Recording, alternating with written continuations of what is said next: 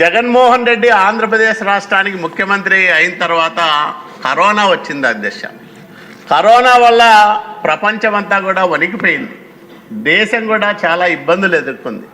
కానీ కరోనా కంటే అత్యంత ప్రమాదకరమైన రోగం ఆంధ్రప్రదేశ్ రాష్ట్రాన్ని జగనోరా రూపంలో 5 సంవత్సరాలు పట్టి పీడించింది అధ్యక్ష. ఆ రోగం వల్ల ఆర్థిక వ్యవస్థ ఛిద్రమైంది, చిన్నాభిన్నమైంది, కోలుకోలేని స్థితికి చేరుకుంది. సరైన వైద్యుడి చేతిలో మళ్ళా ఈ రాష్ట్రం వచ్చింది కాబట్టి వెంటిలేటర్ పైన ఉన్న ఆంధ్రప్రదేశ్ రాష్ట్రాన్ని తిరిగి జనరల్ వార్డుకి తీసుకొచ్చారు. ఇప్పటికీ 8 నెలల కాలంలో ఖచ్చితంగా మన కళ్ళ ముందే, ఎందుకంటే 2014లో ఏర్పడ్డ ఈ ఆంధ్రప్రదేశ్ రాష్ట్రం మరి మళ్ళీ మన కళ్ళ ముందే ప్రగతి పథంలో పరుగులు పెడుతుంది అనే దాంట్లో ఎలాంటి సందేహము లేదు అధ్యక్ష. ఎందుకంటే ఆ రకంగా ఉన్న కేటాయింపులు మనకు ఒక నమ్మకాన్ని, విశ్వాసాన్ని కల్పిస్తాయి అధ్యక్ష. ఏమీ భయం లేదు మాకు.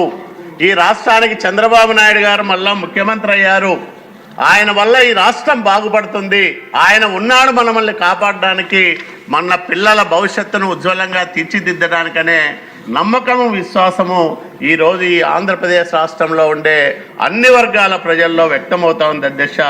ఎందుకు ఈ మాట అంటున్నానంటే 2014-19 మధ్యకాలంలో ఒక్క సాగునీటి రంగంపైనే 65,000 కోట్ల రూపాయలు ఖర్చు చేసిన ఘనత చంద్రబాబు నాయుడు గారికి ఉంది అధ్యక్ష. అంటే మూలధన వ్యయం ఎప్పుడైతే పెరుగుతుందో ఒక ప్రభుత్వంకి సంబంధించి ఆ రాష్ట్రంలో ప్రభుత్వ సంపద పెరుగుతుంది, ఆస్తులు పెరుగుతాయి, ఆదాయం పెరుగుతుంది. దాని ద్వారా సంక్షేమ కార్యక్రమాలు అమలు చేయడానికి అవకాశం ఏర్పడుతుంది. ఈ మూలధన వ్యయం అనేది అత్యంత కీలకమైనది అధ్యక్ష. 2014-19 మధ్యకాలంలో 59% అంటే కేటాయింపుల్లో 59% మూలధన వ్యయాన్ని మనం ఖర్చు చేయగలిగితే 19-24 మధ్యకాలంలో వైసీపీ ప్రభుత్వ హయాంలో కేవలం 22% మాత్రమే ఈ మూలధనం వ్యయం కాబడింది అధ్యక్ష. మరి దాదాపు 60% తగ్గిపోవడం వల్ల మూలధన వ్యయంలో ఆస్తులు క్రియేట్ కాబడలేదు, ఆదాయం పెరగలేదు, అప్పులు విపరీతంగా భారంగా మారాయి ఆంధ్రప్రదేశ్ రాష్ట్రానికి. దానివల్ల ఈ రాష్ట్రం మళ్ళీ 10 సంవత్సరాలు వెనక్కి వెళ్ళే ఒక ప్రమాదకరమైన పరిస్థితిని జగన్మోహన్ రెడ్డి తీసుకొచ్చాడనే విషయాన్ని కూడా ఈ సందర్భంగా నేను మీకు గుర్తు చేస్తా ఉన్నాను అధ్యక్ష. 2023-24లో 23,330 కోట్ల రూపాయలు మూలధన వ్యయం కింద ఖర్చు పెడితే ఈ పయ్యావుల కేశవ్ గారు ప్రతిపాదించిన తాజా బడ్జెట్లో 40,636 కోట్ల రూపాయలు మూలధన వ్యయం కింద ఖర్చు చేయాలని మరి ప్రతిపాదించడం అనేది ప్రభుత్వ ఆస్తులు అంటే ప్రజల ఆస్తులు పెరగడానికి, ఆదాయం పెంచుకోవడానికి మార్గం ఏర్పడిందనే విషయాన్ని కూడా మరి ఈ సందర్భంగా మీ అందరికీ నేను మనవి చేస్తా ఉన్నా అధ్యక్ష.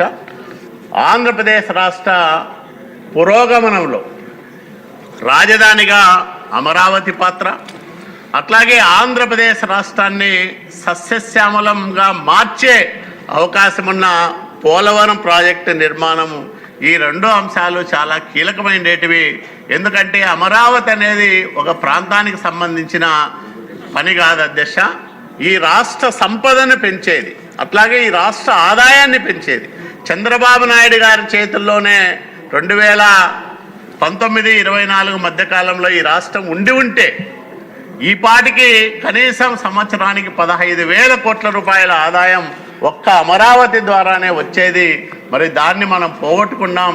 అమరావతిని సర్వనాశనం చేసిన గత పాలకుల పాపాలు ఈ రాష్ట్రానికి శాపాలుగా మారి రాజధాని ఇంకా పునాదుల దశలోనే ఉండే విధంగా మరి మనం చూస్తూ ఉన్నాం.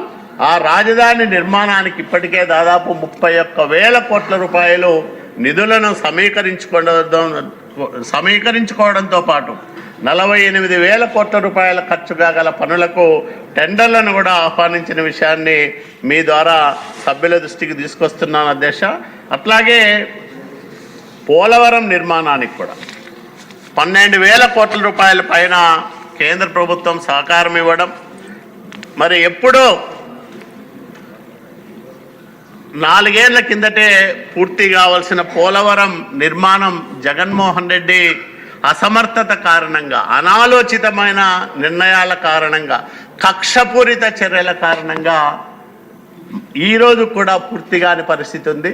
72% పనులు పూర్తయిన పోలవరాన్ని 2027 డిసెంబరు నాటికి పూర్తి చేస్తామని చెప్పిన ముఖ్యమంత్రి గారికి ఒక రాయలసీమ బిడ్డగా, రాయలసీమ నుంచి వచ్చిన వ్యక్తిగా సంపూర్ణంగా ఆయనకు కృతజ్ఞతలు తెలియజేసుకుంటున్నా మనస్ఫూర్తిగా. ఎందుకంటే మీకు తెలుసు, శతాబ్దాల కరువుకు చిరునామా రాయలసీమ. ఎప్పుడో దాటు కరువు వచ్చింది, ప్రతి నలుగురిలో ఒకరు చనిపోయినారు, ఆకలితో అలమటించిపోయిన ఆనాటి వ్యక్తులు మట్టి తిని బతికినారని చరిత్ర చెప్పే సత్యాల అధ్యక్ష. అట్లాంటి రాయలసీమలో ప్రతి ఎకరానికి నీళ్ళు ఇవ్వాలని, రాయలసీమను సస్యశ్యామలంగా మార్చాలని కంకణం కట్టుకొని పనిచేస్తున్న నాయకుడు చంద్రబాబు నాయుడు గారు. కాబట్టి ఈరోజు సాగునీటి రంగంలో ఒక విప్లవాత్మకమైన మార్పులకు శ్రీకారం చుట్టారు.